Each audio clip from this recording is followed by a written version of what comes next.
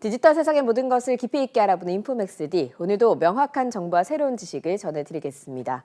내년 미국 대선 재선에 도전하는 바이든 미국 대통령의 지지율이 계속 떨어지면서 트럼프 2기 현실화 가능성이 점점 커지고 있습니다. 트럼프가 재집권을 하게 되면 경제뿐만이 아니라 한반도 안보에도 격변이 예상되고 있는데요. 오늘은 박철균 글로벌 국방연구포럼 안보전략센터장님과 함께 트럼프 2기 출범 시에 우리 안보는 어떻게 변화하고 또 어떤 대비를 해야 할지 분석해 보도록 하겠습니다. 센터장님 어서 오세요. 네, 반갑습니다. 오늘은 트럼프가 재집권을 하게 된다면 우리 국방 분야가 어떻게 변화를 하게 될까, 또 어떻게 우리가 대응을 해나갈 준비를 해야 될까를 염두를 해두고 좀 질문을 드리도록 하겠습니다. 네네. 먼저 트럼프 전 대통령이라고 하면 1기 때 신고립주의, 그때도 주창을 했잖아요. 어떤 건지 먼저 설명을 해주시면 좋을 것 같아요. 이 고립주의란 말이 이제 신이란 말이 앞에 붙지 않았습니까? 이제 새로운 고립주의란 얘기인데 그 말이 붙은 이유는 미국은 전통적으로 고립주의를 지향하는 국가였어요. 네. 그러니까 초대 대통령 조지 워싱턴서부터 영국으로부터 독립한 나라 아니었습니까? 그리고 그때는 또 그 당시에는 이제 유럽의 그 제국들보다 힘도 약했기 때문에 유럽 일은 관여 안 한다. 미국 밖에 일은 관여 안 한다. 우리만 뭐 잘 지내자라는 네. 고립주의 성향이 거의 20세기 초반까지 이어졌죠.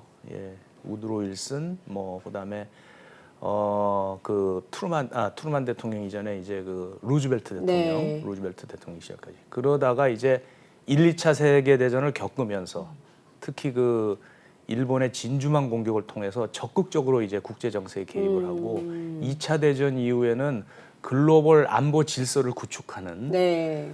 양극 체제의 한 중심으로서 엄청난 역할을 한 것이죠. 네. 그래서 트럼프가 주장했던 신고립주의라는 것은 이제 뭐 아메리카 퍼스트라고 많이 알려지긴 했지만 이제 다시 고립주의로 간다고 이제 명명이 됐던 것이죠. 네. 그래서 미국이 아무래도 세계 질서나 안보 구도를 위해서 움직이다 보면 비용이나 뭐 기여나 이런 걸 많이 해야 되지 않습니까?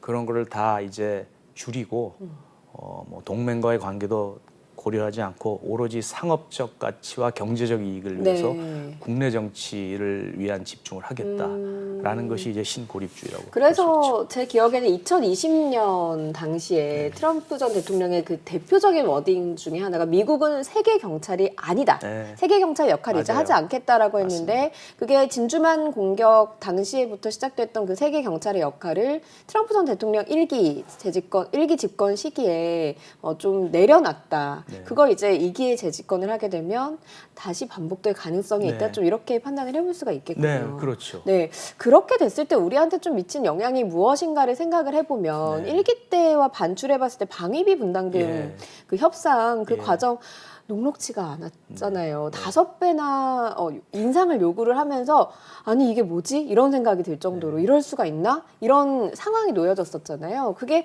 다시 또 반복될 가능성이 있지 않을까요? 네. 네.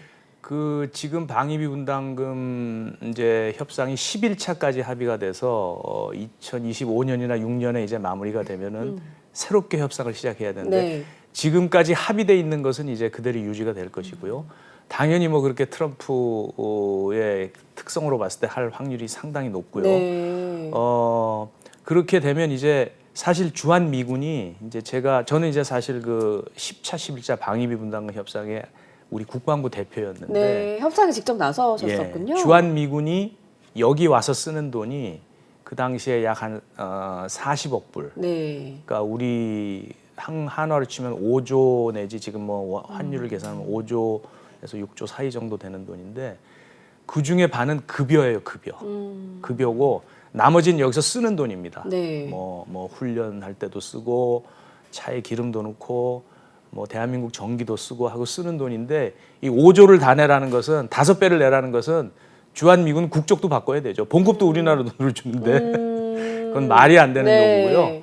그건 이제 상식에 벗어난 요구였습니다. 그래서 트럼프가 어떤 정치적 수사 차원에서 그런 요구를 하고 자기의 어떤 특징이나 이런 거를 미국인들한테 어필하기 위해서 했던 것이지. 그래서 결국은 2018년에 협상이 결렬되고 바이든 정부가 들어선 다음에 약 한 10차에서 11차 변화는 한 13% 정도의 증액을 해서 지금은 네. 1조 한 수천억 대로 이제 지불을 하고 있는 것이죠. 그 정도면은 봉급 빼고 네. 봉급을 내면 이제 주한미군 국적도 바꿔야 되는 네. 것이죠. 대한민국에서 봉급을 받는 군인인데 쓰는 돈만 쳤을 때는 한 50% 내외 정도의 돈을 우리가 충분히 기여하고 있습니다. 그러니까 방위비 말 그대로 분담금이니까 절반 정도를 우리가 기여하고 있다 그러면 이거는 충분히 우리가 할 만큼 하고 있는 거다. 네. 그만큼 인상이 됐다. 이게 이제 트럼프 1기 행정부 때 요구를 해서 이만큼 올라갔던 건가요? 그렇죠. 네. 그러니까 트럼프의 요구는 반영이 안 됐지만 네. 그래도 과거에 비해서는 인상폭이 조금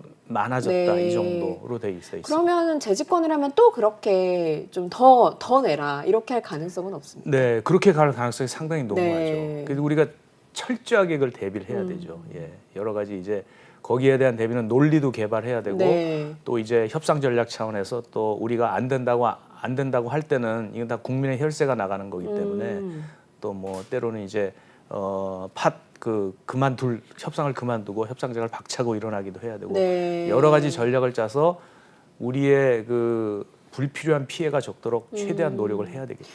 그런데 그 트럼프 행정부 일기 때를 생각을 해보면 주한미군 철수 얘기까지 거론을 하면서 이걸 카드로 네. 썼단 말이죠. 이번에도 네. 그럴 가능성이 만약에 방위비 분담금 협상을 요구를 한다라고 예. 하면 주한미군 우린 그럼 철수할게라고 하면서 이제 또 이거를 던질 수도 그러니까 있을 것 같거든요. 트럼프의 이 언어 표현을 보면 무슨 말을 할 수도 있어요. 네. 무슨 말을 할 수도 있고 공이 어디로 튈지는 모르지만 사실 주한미군 철수는 우리 카터 대통령 77년도에 철수한다. 그 이전에 뭐 닉슨 대통령도 있었지만 그렇게 정치 지도자들이 원해서 철수를 하고 싶었지만 네. 그게 대통령 혼자 뜻대로 되는 건 아니거든요. 당시 뭐 싱글로브 소장이라든가 결코 반대를 했었고 또 사실은 그 부시 대통령 시절에 럼스펠드 장관이 해공군 위주로 바꾸자. 육군이 이제 한국에 있는 것은 많이 부담이 된다. 증원하면 되지 않느냐고 했는데 당시 이제 미군 수뇌부에서도 반대를 했거든요. 네. 그래서 트럼프 대통령의 주장이나 어떤 정치적 수사나 그다음에 말씀하신 대로 우리 뭐 방위비 분담금을 올리기 위한 카드나 이런 걸로 쓸 수는 있지만 그게 결코 대통령의 뜻대로 쉽게 되지는 않는다. 미국도 이런 중요한 의사결정에 있어서는 여론층도 있고 정치인도 있고 네. 또 이제 관료층이나 군인들도 있기 때문에 네. 그러나 어쨌든 그런 레토릭이나 수사를 쓰면서 협상 전략을 할 수 있는 가능성에는 대비를 해야 된다. 네. 실제로 그 트럼프 전 대통령을 마지막 국방장관, 그 당시에 마지막 국방장관이라고 하는 에스퍼 전 국방장관 책을 보면 그 당시에 주한미군 철수는 두 번째 임기 때 첫 번째 임무로 하시죠. 이렇게 얘기를 했더니 트럼프가 미소를 지었대. 이런 구절이 나온다고 하더라고요. 그 얘기는 첫날만 독재자가 되겠다라고 지금 이야기하는 트럼프 전 대통령이 트럼프 대통령이 된다면 가장 첫날 이거를 또 내세울 수도 있지 않을까 하는 생각이 드는데 이건 약간 정치적 수사에 불과하다라고 보는 것이 좀 아니란 생각이 아닌가 하는 생각도 들거든요.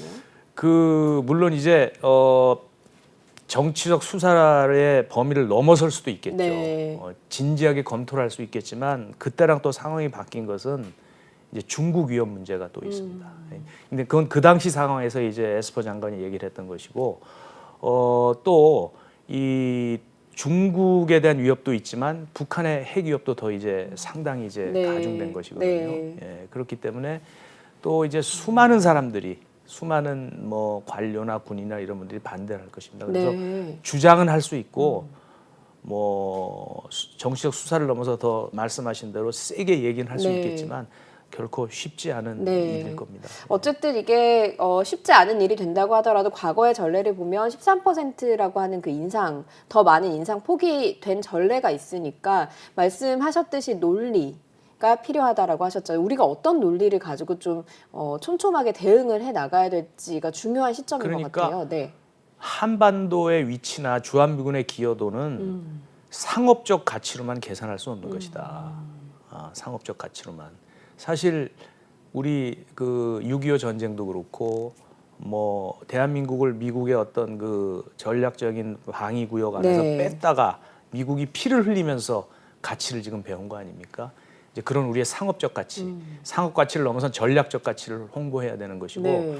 또 이제 방위비 분담금 외에도 우리가 주한 미군이 여기 주둔함으로써 줄 수 있는 여러 가지 경제적 가치, 경제적 가치를 미국한테 또 어필을 할 수 있는 것이고. 어떤 경제적 가치가 있나요? 그러니까 이 미국과의 교역 문제라든가 또 그 한반도 경제가 잘 되면 우리 뭐 반도체도 네. 저기 그 투자한다고 그 바이든 대통령하고 우리 저 삼성 그 대표도 가서 네, 이제 이재용 이재용 대표도 가서 네. 투자하지 않았습니까?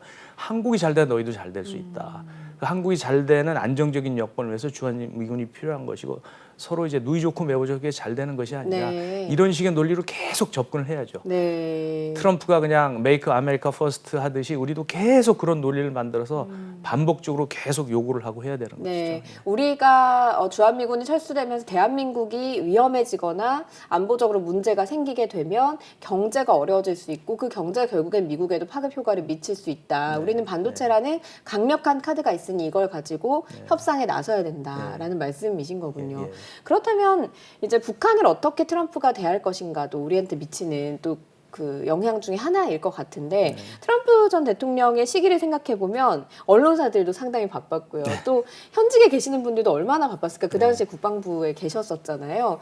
직접 김정은 위원장이랑 만나서 담판을 짓겠다라고 나서서 실제로 만나는 모습이 연출되기도 하고요. 뭐 그 이후에 이제 진행된 것들이 아주 구체적으로 정해지진 않았지만 어쨌든 만나는 모습만으로도 주는 파급 효과가 컸단 말이죠. 이번에도 좀 그럴 가능성이 있다고 보시는지요? 저는 이제 트럼프가 북한과의 행동을 하는 걸 쭉 보고 나서 이제 내린 결론은 이게 뭐 뭔가 진정성 있는 안보 상황의 개선이나 대화 이런 거보다는 굉장히 그 보여주기 남들하고 다르다라는 것을 보여주려는 성향이 강하다는 게 좀 눈에 보였습니다. 네. 여러 가지 뭐 김정은이 만나서 악수할 때라든가 선거에서 지금 뭐 하고 있는 말투라든가 이런 걸 보면 그래서 우리가 대비해야 될 것은 물론 그런 그 파격적인 행동을 통해서 진정한 대화가 돼서 안보 상황이 개선될 수 있는 그보다 더 좋을 수는 없겠죠. 네. 그러나 우리가 2019년 2월에 하노이 노딜에서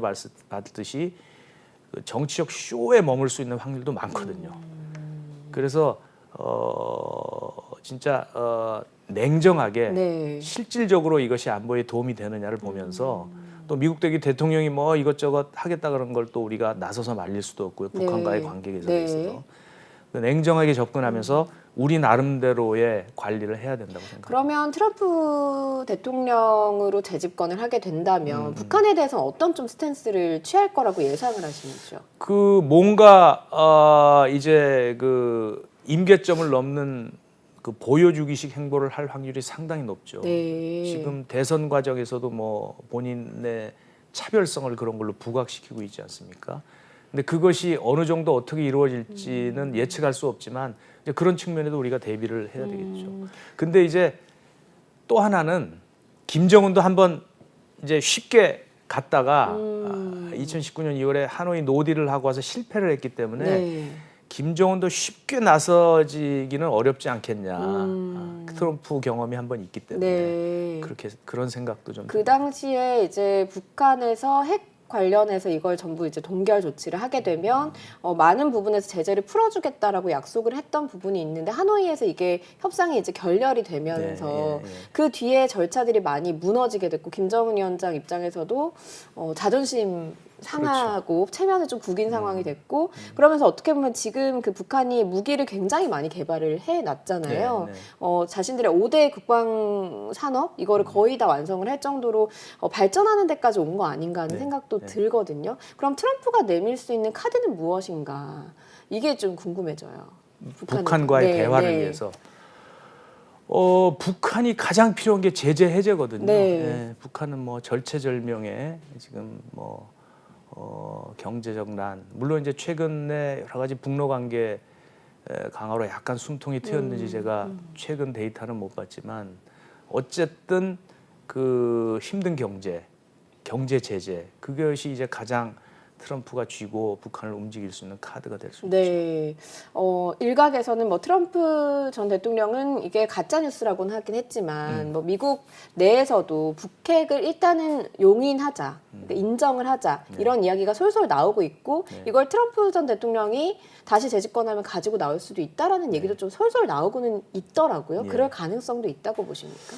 북한 핵을 인정하고 대화를 한다고 하면 그 비핵화의 당위성이나 어떤 그 협상의 레버리지를 이제 놓고서 시작하는 게 되기 때문에 북한을 흔들 수 있고 할 수 있는 것은 그 비핵화에 따른 뭐 제재 해제라든가 뭐 압박이라든가 그런 게 아닐까 이렇게 생각이 돼서 뭐 가짜 뉴스라고 하셨는데 그게 트럼프의 속마음과 또 앞으로 어떻게 그 변화될지는 아무도 예측할 수 없는 분위기긴 하지만 그래도 그거는 북한과의 협상 차원에서 좀 본인이 줄 수 있는 카드를 놓는 게 아니냐 저는 그런 생각이 듭니다. 그러니까 비핵화를 약속을 해야 제재나 이런 것들을 좀 풀어주면서 북한을 대화의 장으로 끌어낸다거나 뭔가 제재를 해나갈 수 있는 수단이 있는데 이 비핵화를 용인을 해버리면 그 다음 수단이 없다라는 말씀을 좀 정리를 해볼 수가 있겠군요. 비핵화를 용인하는 순간 이제 굉장히 동북아 안보나 이제 경랑에 휩싸이게 되고 또 그 지금 트럼프 입장에서도 이제 그런 쪽으로 압박의 수위를 높여가는 게 비핵화 요구를 높여가는 것이 더 유리하다고 생각할 가능성이 높다고 봅니다. 그럼에도 불구하고 지금 좀 걱정이 되는 거는 북한에 앞서서 말씀드린 대로 무기 자체가 굉장히 공고화되고 지금 최근에 ICBM 미국을 겨냥할 수 있는 탄도미사일 같은 경우에도 시험 발사를 하면서 우리 무기가 이만큼 개발이 됐다라는 걸 보여주고 있지 않습니까? 그렇다 보니까 뭐 지금은 한미일 동맹을 통해서 핵 협의 그룹 이걸 해서 핵 우산을 지금 확보를 한 상태, 제도화하겠다라고 이제 이야기의 장을 마련해 놓은 상태인데 이거를 좀 트럼프 전 대통령이 재집권해서 업게 된다면 우리한테도 좀 안보에 문제가 생기지 않을까 하는 우려도 있거든요. 엎을 가능성도 있다고 보시는지요? 그 핵 협의 그룹은 이제 올해 4월에 워싱턴 선언을 통해서 두 번의 그 핵 NCG 회의를 마쳤는데 상당히 이미 제도화의 길로 들어서 있습니다. 이 제도화라는 것은 이제 경로 의존성이 생기는 거거든요. 이미 윤석열 정부 들어와서부터 훈련도 많이 강도 높게 진행이 됐고, 그래서 그게 이제 필드에 있는 야전에 있는 군인들의 훈련에서부터 상당히 그 제도화 노력을 많이 했기 때문에 갑자기 트럼프 대통령이 온다고 해서 급격히 바뀔 확률은 저는 그렇게 많지 않다고 봅니다. 다만 트럼프 이제 일기 집권 때도 요구했던 것 같이 전략 자산의 전개라든가 미국이 비용이 들어가는 부분에 대해서는 상당한 그 액수 요구를 할 수도 있습니다. 비용을 내라. 비용을 내라. 제가 우리도 축구나 운동을 할 때 뭐 공격수 누구를 넣거나 뭐 하면은 전략이 보이지 않습니까? 근데 이제 제가 방위비 분담금 협상을 2번을 했는데 오바마 시절에 없었던 국방부 예산 담당 실무진이 나왔어요. 트럼프 때는. 그러면서 본인들 전략 자산에 대한 연구 개발비에서부터 이 여러 가지 비용이 들어갔던 것을 자세히 설명하더라고요. 다분히 이제 트럼프 대통령의 무리한 액수 요구를 이제 합리화시키기 위한 이제 장치를 이제 논리적 그 준비를 해가지고 나온 것인데 이제 그런 식으로 전략 자산 전개 뭐 이런 거에 대한 비용 요구는 있을 거 가능성이 있지만 이게 갑자기 뭐 그런 제도를 바꾸기는 좀 어렵지 않겠냐. 우리도 그만큼 제도적인 그 진전을 많이 봤다 이렇게 말씀드릴 수 있고요. 사실 그 한미일 훈련 같은 경우도 문재인 정부 때는 언론에 많이 보도를 안 해서 그렇지 실제 시행한 것은 물론 윤석열 정부 때는 북한의 핵 위협이 고도화됨에 따라서 굉장히 많이 한 횟수가 많이 늘어난 건 있는데 정기적인 훈련은 한 번도 거른 적이 없습니다. 이만큼 이 현역 군인들이 현장에서 하는 제도화 훈련 이런 것이 되게 중요한 것이죠. 또 그 한미 연합사가 1978년에 창설됐는데 연합사 창설 이후 배출된 많은 뭐 고위 간부를 포함한 이런 주한 미군들은 한반도 안보에 대한 개념이 또 같거든요. 그래서 그런 분들의 여론 그룹도 있기 때문에 아무리 트럼프를 할지라도 이렇게 단번에 바꿀 수는 없고 또 이제 사실 한미일은 또 동맹이 아니라 안보 협력의 네. 수준이거든요. 네. 한일 간의 관계 때문에. 그래서 한미일 안보 협력 요번에 캠프 데이비드 선언 같은 경우에는 안보 분야도 있지만 미국이 실익을 챙길 수 있는 경제 안보 분야도 상당히 많거든요. 예. 여러 가지 협력 분야를 보면 정말 놀랄 정도로 광범위합니다. 네. 그런 거를 꼼꼼히 생각하고 밑에 참모들이 제대로 좀 보고를 하면 뭐 바이든이 했다 그래서 무조건 깨거나 이러지는 않을 걸로 보이고 네. 그래도 불안하기 때문에 우리는 이런 요소들을 우리 지금 이제 우리 외교 국방 모두 뭐 이제 학자들과 논의도 해야 되고 네. 미 관료들한테 어필도 해야 되고 뭐 트럼프가 같은 말을 계속 반복해서 외치듯이 우리도 어떤 핵심 우리의 논리나 이런 것은 끊임없이 공공 외교나 뭐 학술 회의나 이런 걸 통해서 이제 같이 이제 트럼프의 그 돌발성에 대한 대비를 같이 해야 되는 것이죠. 그러니까 트럼프 전 대통령이 가장 중요하게 생각하는 것은 미국의 이익이 되는가인데 이걸 유지를 하는 것은 미국의 이익이 된다라고 하는 그 논리를 우리가 계속해서 여러 채널을 통해서 주장을 해 나갈 필요가 있다. 같은 내용이라고 할지라도 그렇게 이제 해서 트럼프 전 대통령의 귀에 계속 들어가게끔 좀 노력을 할 필요가 있다라는 말씀이시군요. 여론 형성도 필요하고요. 그 논리라고 하는 것이 결국에는 경제적인 이익 부분인데 역시 마찬가지로 반도체나 이런 부분을 말씀을 하시는 건가요? 뭐 반도체뿐만 네, 아니라 네. 미국과의 교역 전반적인 건데 이제 아무래도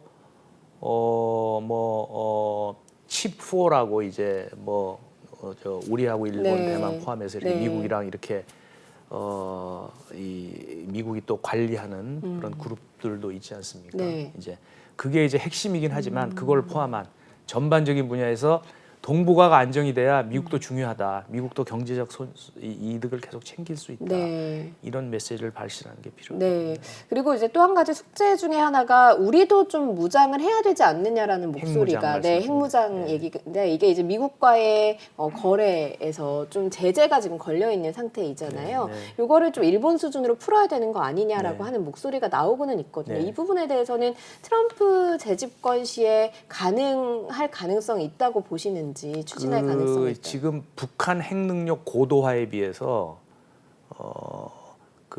우리가 대비해야 될 분야는 상당히 많다고 네. 봅니다. 그 중에 하나는 뭐 전술핵 배치 관련 논의도 있을 수 있고, 그다음에 그 소위 말하는 이제 한미 간의 원자력 협정 개정을 통한 우리의 잠재력, 핵무장 잠재력을 높이는 경우도 있고 많은 네. 옵션들이 네. 있는데 지금 북한의 핵 미사일 능력 고도화에 대비해서 우리 할 수 있는 건 다 해야 된다고. 네. 다 해야 된다고. 물론 우리 자체 핵 개발은 마지막 카드로 남겨놓더라도 균형되고 신뢰성 있는 억제력 구축. 미국의 핵 능력은 사실 북한의 올해 그 공개했던 화산 30일에 8종류의 미사일과 뭐 포에다 실어서 쏠 수 있다라고 네. 공개를 한 거에 비해서 미국의 핵 능력은 비전략 무기하고 큰 펀치밖에 없거든요. 약간 그 핵 능력만 놓고 봤을 때 이제 그 차이가 있거든요. 네. 그런 거를 그 공백을 메꿀 수 있는 많은 노력들은 우리가 할 수 있는 것은 다 해야 된다. 이렇게 생각이 되고 네. 이제 최후의 카드로서 우리 자체 핵무장까지도 있을 수 있겠지만 그 전에 할 수 있는 모든 것들을 다 해서 대비를 해야 된다. 이렇게 그런 협상 같은 경우에는 트럼프 전 대통령이 재집권했을 때 조금 더 유리해질 가능성이 있습니까? 아니면 바이든 대통령이 계속 집권을 한다고 하더라도 네. 좀 협상에 유리한 우리에게 그런 측면이 좀 있습니까? 어떻습니까? 지금 이제 바이든 대통령이나 민주당 정부 같은 경우는 이제 국제 어떤 비확산 체제를 네. 이제 신봉하고 뭐 이런 쪽에 대해서 이제 많은 관심을 가지고 정책 추진하는 분들이기 때문에 이번에 워싱턴 선언에서 확실히 이제 그 내용에 대한 우리의 다짐을 이제 정리를 해놓지 않았습니까? 그래서 오히려 트럼프 대통령이 됐을 경우에는 뭐 논의 여지가 좀 더 있는 것은 아니냐 그 정도까지만 제가 네. 말씀드릴게요. 논의할 수 있는 여지는 좀 더 네. 생겼지만 네. 이제 그건 이제 해봐야 하는 것이고. 예. 네, 그러니까 워낙 돌발성이 강한 성향이 있는 트럼프이기 때문에 네. 어떻게 방향이 흘러갈지 모르지만 그 부분에 대해서는 좀 지금 조금 더 민주당 정부보다는 열려 트럼프의 있다고 성향은 좀 볼 수 있다. 예, 네. 열려 있다고 볼 수 있습니다. 네, 그럼 마지막으로 우리가 이제 트럼프 재집권을 대비하는 네. 그런 자세, 예. 또 가장 굵직한 어떤 현안 이런 네. 것들을 짚어주시면 좋을 것 같아요. 네. 어떤 걸 가장 중점적으로 봐야 되겠어요? 그러니까 이 안보라는 것은 되게 손에 잡히고 실질적으로 이제 관리를 하고 대비를 해야 되는 것이기 때문에 그리고 트럼프 대통령도 이제 엄밀히 얘기를 하면 네. 4년 있다 떠나시는 거거든요. 그래서 어떤 상황이 어떻게 그 4년 동안 일어나고 닥칠지 이제 많은 예상을 일단 하고 거기에 대한 대비를 뭐 안보적인 측면, 논리적인 측면, 그다음에 외교적인 측면에 대비를 해서 실질적으로 우리의 국익이나 동북아 안보에 흔들림이 없도록 네. 잘 준비를 해야 된다. 그 협상장에 직접 나서 보셨으니까 우리가 가지고 있는 가장 큰 무기는 어떤 건가요? 그러니까 대한민국 한반도가 주는 전략적 위치인 것이죠. 네. 미국이 가질 수 네, 없는 우리만이 제공할 수 있는. 네. 네, 그래서 사실 뭐 6.25 전쟁 사실 뭐 통해서 미국이 이제 피를 흘리면서 절실히 느낀 것이죠. 네, 알겠습니다. 트럼프 전 대통령이 다시 집권을 하게 된다면 우리 한반도 안보에 어떤 공백이 생기고 어떤 부분을 우리가 대비를 할지 오늘 전문가 모시고 직접 들어봤습니다. 오늘 말씀 여기까지 듣겠습니다. 고맙습니다. 네. 네, 인포맥스D 마쳐야 될 시간이 됐습니다. 영상을 보신 후에 궁금하신 점이나 개선해야 될 점이 있다면 유튜브 연합뉴스 경제TV 채널을 통해서 댓글을 달아주시면 더 좋은 방송으로 찾아뵙겠습니다. 고맙습니다.